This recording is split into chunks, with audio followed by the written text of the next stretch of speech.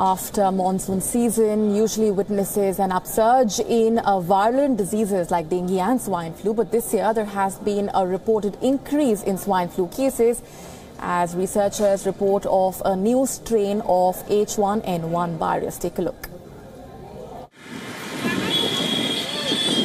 The health concerns pertaining to swine flu are rising, with more than 1,000 people succumbing to the dreaded disease so far this year across the country. As per Health Minister Satyendra Jain, hospitals in the capital have treated 1,088 cases of swine flu so far this year, of which 889 patients were residents of Delhi.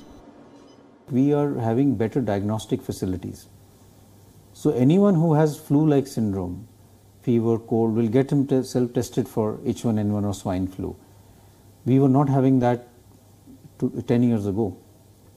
If you look at the H1N1 pandemic of 2009, there were very few labs which were testing for influenza. So very often they were labeled as viral fever, but we didn't know what it was.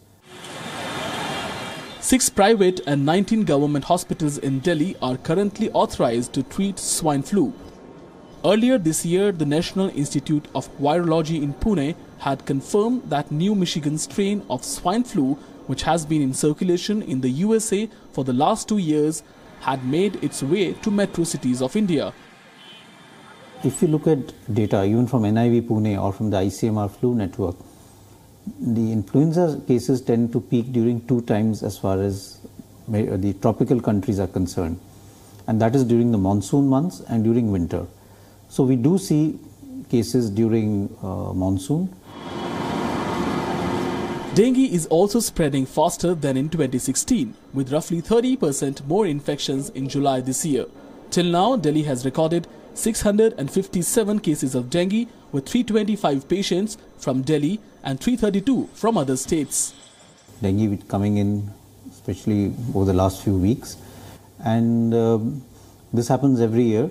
So it's not that it's very different from what it was over the last few years. On a relative basis, there were more cases of dengue chikungunya that we had seen last year as compared to this year. But still, we are getting cases with dengue. It's coming in all groups of patients, young people, older group. We are seeing both people with what we call dengue hemorrhagic fever and dengue shock syndrome, but the number is relatively less.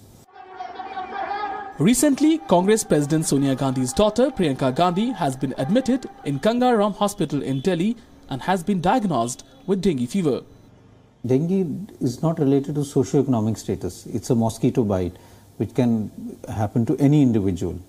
And we've had in our hospital over the last few years very important people who come from so-called Lutyens, Delhi, where there is a lot of greenery, and you would expect them not to get dengue and are from the high socioeconomic status.